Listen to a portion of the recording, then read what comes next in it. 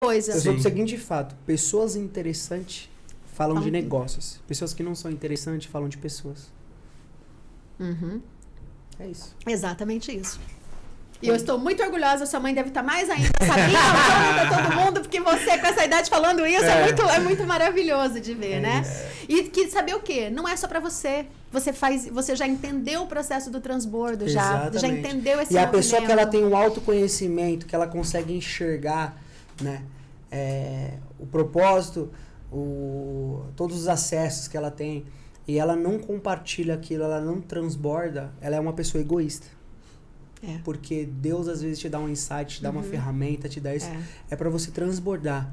Né? Tem uma história que teve, não sei se tá na Bíblia, um dia comentou, não lembro. Mas tinham 3 pessoas, né? E dessas 3 pessoas, Deus, ele deu 10 milhões para um, 10 milhões para o outro, 10 milhões para o outro. O primeiro foi lá esses 10 milhões e multiplicou 100 vezes mais. O segundo pegou esses 10 milhões e multiplicou 10 vezes mais. O terceiro não multiplicou, mas ele guardou, ficou ali recuado, que não quer correr risco, né? O que é segurança, e ficou ali. Passou um ano, Deus voltou e falou, e aí, como é que tá aí, né? Vamos ver. Você, multipliquei para 100, você, multipliquei para 10, e você? Eu guardei, não gastei, mas eu também guardei e tá aqui. Ou seja, o que eu quero passar com isso? Deus, ele quer impactar centenas e milhares de pessoas. Que ele deu que transformou 100, o que deu 10, você concorda comigo que essa pessoa ela vai conseguir transbordar e ajudar muito mais pessoas? O que deu 10, vai conseguir ajudar também mais poucas pessoas. Ou seja, o que Deus pegou e fez? Beleza, você que só guardou daqui, você que transformou para 10 daqui, e deu tudo para o cara que multiplicou 100 vezes mais. Ou seja, esteja preparado, que Deus ele vai te abençoar. Quanto mais você se preparar e quanto mais você transbordar isso na vida das pessoas, mais Deus ele vai te honrar e ele vai te usar como um canal de bênçãos para você abençoar a vida de outras pessoas. Quando você entender isso, você vai ficar num constante movimento que você nunca mais vai ficar estagnado na sua vida. Você só deixa o barco seguir e fala já tá tudo certo. E é legal ver os feedbacks que a gente vê na imersão. Né? É surreal. Pessoas que tentaram se matar 3 vezes lá se libertando. Gente, as histórias das imersões dá um arrepio até na minha cabeça só de lembrar da minha parceira, por exemplo, da história dela. É forte. E uma coisa que eu achei, inclusive, outro fator a favor, né? A gente fica achando também que a nossa história pior, mais... Eu não sei, tem gente que a história é muito ruim. Sim. A minha, eu achava que, nossa, era uma tragédia grega. Gente, depois que você se conecta com algumas pessoas ali, você vê que você não passou nada. Você não teve... Nada. Eu hoje olho, eu não tive nada. Não é um desafiozinho ali, um pouco de grana, dívida, não sei o quê, né? Isso não é nada. Teve um amigo meu que teve uma vez que ele é bem constrangedor isso, mas eu entendo hoje que sem constrangimento não tem mudança. Precisa ter um constrangimento dentro de você para você ter mudança, para você se incomodar, igual a história do cachorro. Precisa ter o constrangimento para você sair daí, levantar e fazer o que acontecer. Não, gente, e você falando do cachorro, pior são as pessoas que ficam ali sentadas nos seus pregos, né? Vamos dizer aí, vai usar essa analogia.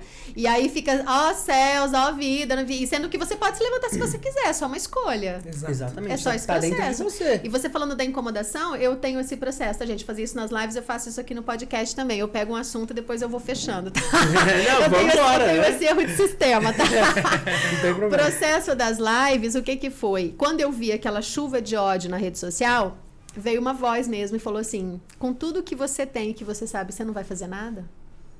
Nossa. Na minha cozinha. Vai ficar sendo egoísta aí?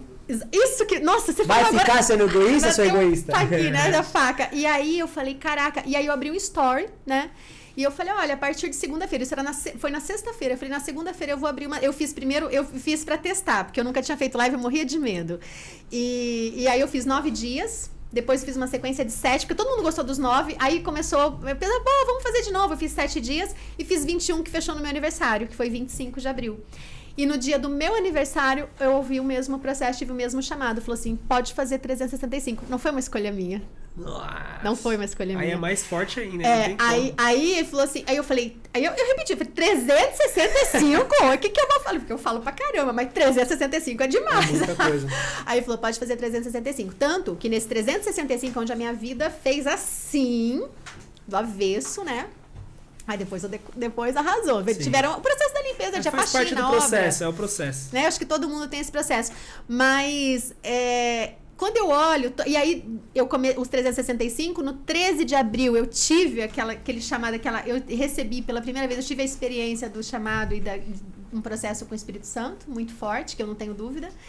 Top. E ali eu entendi tudo. Eu falei, agora e aí foram as conexões. Daí veio o processo Jonathan, não sei o quê. Aí vem vocês. Aí começa a acontecer um monte de coisa. A gente fala né? bastante do Joe, que eu acho que não ele foi tem o como. pilar pra isso aqui tá acontecendo, né? Não, e a energia dele tá chegando aqui, né? Porque veio a esposa, agora vem os pupilos. Daqui a pouco veio o pai. Ele já sabe que nas terças-feiras ele tem um evento fora de São Paulo, né? Ele não pode vir, mas ele vai vir na sexta.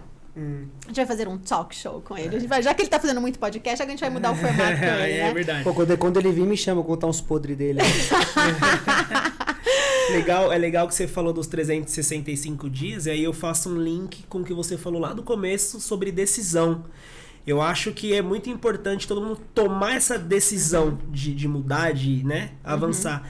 Mas não é só uma decisão. Eu acredito que são duas. É a decisão de começar e a decisão de continuar.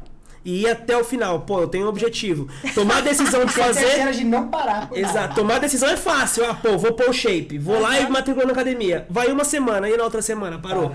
Então, acho que a decisão mais difícil não é nem a de tomar ali a primeira. É de manter em constância até... E não parar até alcançar seu objetivo. Eu tive 4 vezes. E pensei em parar. Uma coisinha aqui, outra coisinha ali, uma preguiça, um cansaço, um sono. São 4 decisões, sem contar as no meio do rolê. É, mas as mais fortes. E aí a quarta veio como? Veio de uma família que me segue lá, que estava comigo toda manhã, onde o filho teve... O filho teve um acidente, né? E essa é uma coisa que mexeu muito comigo, porque a gente falou do Natal. No Natal eles mandaram uma foto pra mim. E eles me emocionam muito. Eu choro muito por causa do André. O André, ele tá num movimento de cura. Eu tenho muita fé que a gente vai ver uma história incrível sobre ele. E aí a prima me encontrou nas redes sociais, passou pra irmã dele, né? E falou, começou a seguir as lives. E depois disso, o que aconteceu? A mãe começou a me seguir e ele começou a me ouvir também. Meu Deus. E ele não tinha movimento, não fala nem nada. E ele começou a ter uns movimentos. E um dia que foi assim, o pior deles todos, que eu falei assim, eu não vou mais fazer isso. Não sei pra que eu tô fazendo isso aqui. Não sei o que. Sentei lá numa mesa, meu telefone aqui. E na hora que eu falei isso, o telefone, acendeu. E era a irmã dele mandando uma foto pra mim. Eu falei, Eliane, como a gente gosta de compartilhar com você, olha como foi hoje a sessão que você fez de DNB, o que o André fez. E aí ele não tem muitos movimentos, mas eu falo, né, pra colocar a mão no coração e topo da cabeça. Não que precise, mas ele fazia questão. E aí ele puxou a mão e tava com a mão e tentando botar a mão na cabeça. Gente, eu comecei a chorar. Para aí, Coba, para! O meu corpo... Para! Tava pensando no quê? Fala de novo. Sabe? E aí me deu um arrepio, eu comecei a chorar. Falei, já entendi, não é pra parar. Foi a última vez. Aí depois disso foi lenha. Que aí é o propósito, imagina quantas pessoas a gente não alcança. Foi incrível. E aí volta e meia eu tenho um relato, mas esse dia pra mim ele é muito forte, porque ele vem, quando eu conto pra vocês, ele volta pra mim, né? Sim.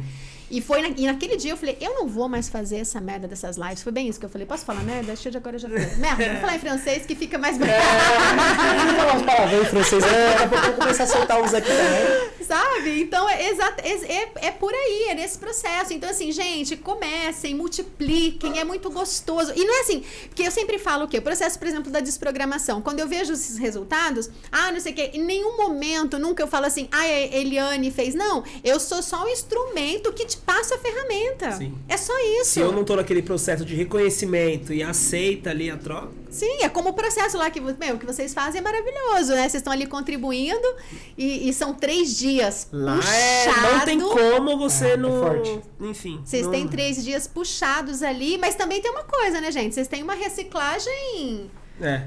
periódica sempre. Ali, não tem Exato. como. Primeiro andando com o Jonathan, né? Não tem como, andando naquela frequência que ele anda ali, que se ele em quimioterapia, Não, fez o que ele fez. E se ele parar, eu puxo ele.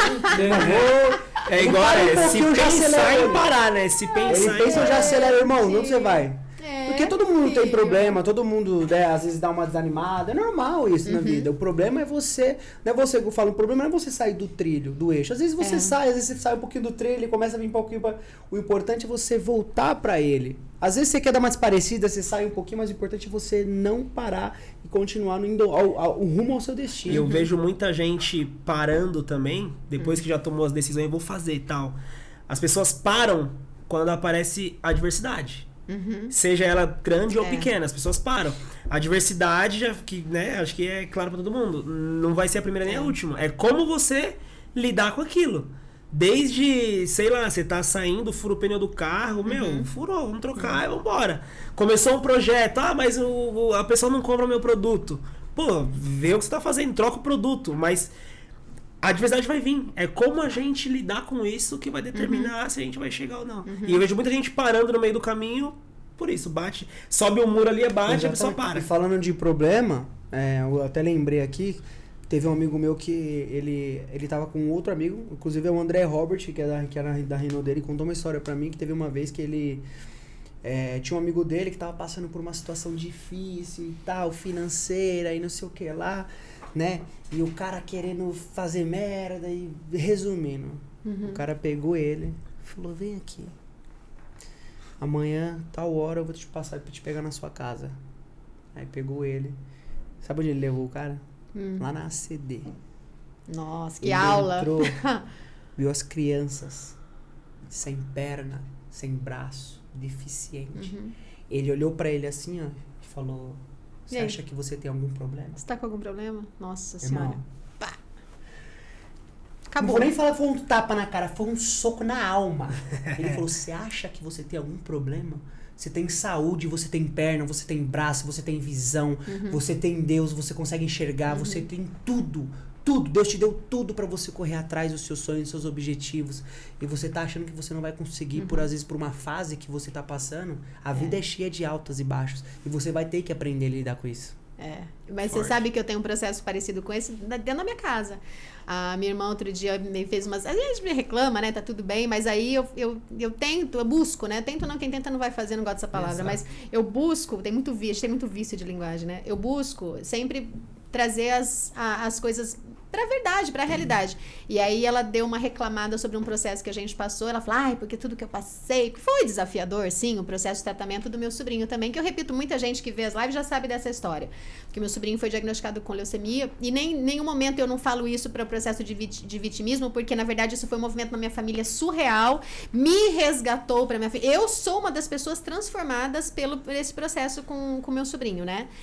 E aí ela reclamou do que aconteceu. Eu falei, mas você tem que ser grata, porque o Caleb está maravilhoso, pleníssimo, né, da titia Cherry, e com 8 anos está incrível, e nós sabemos que tem crianças que estiveram com ele que não sobreviveram.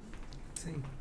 Então, nós estamos, sim, com um processo assim, surreal de lucro, de sucesso. A gente alcançou o que a gente buscou embaixo de tudo. De muito tratamento, de muita oração, de tudo que falavam pra gente fazer. Porém, não vamos lamentar, não. Porque pra mim foi um grande aprendizado. Pra ela, eu tenho certeza, pra todos os envolvidos foi também. Só que a gente tem que entrar no espaço da gratidão, porque ele tá aqui com a gente, pleníssimo. Sim. E aí a gente... E detalhe, depois dele, não só os que se perderam durante o tratamento, mas os que tiveram reincidência 2 anos depois, porque os médicos falam... Gente, aliás, eu queria aproveitar, né, e falar, a gente fala aqui sobre processo de disrupção, vamos fazer um processo para essas informações. Eu gosto de filtrar um pouco o que médico fala, né? Não quero de forma alguma contradizer o que eles dizem, mas eu tô dizendo o seguinte, tem outras possibilidades, né? Como... O Jonathan tem o livro dele lá, 5%, porque deram 5% de vida para ele. Ele falou, não aceito. Todo mundo que eu percebo, que eu recebo informação, que é diagnosticado com esse evento, eu falo, siga este cara, porque ele deu um passa fora no câncer sem precedente, sabe, surreal. Ele nem teve câncer, ele acha que teve. Ele nem teve. Ele enganou a gente. Todo mundo. Não teve nada. Sabe? Porque assim, o que o médico fala, eu sei que o médico tem que falar, eu falo, ele leu o que tá no exame, ele estudou pra isso, ele tá falando do processo físico. Sim. Mas a gente tá falando aqui de mindset, muda a cabeça, muda esse processo. Por quê? Porque fala assim, eu tenho uma amiga na França que ela fala, eu estou esperando o câncer voltar. Eu falei, sério? Eu falei, nossa, monte uma recepção pra ele, então. Porque o médico falou que depois de 10 anos o câncer de mama volta. Ela tá esperando. Sabe o que vai acontecer? Chama ela pra comer esse MD lá.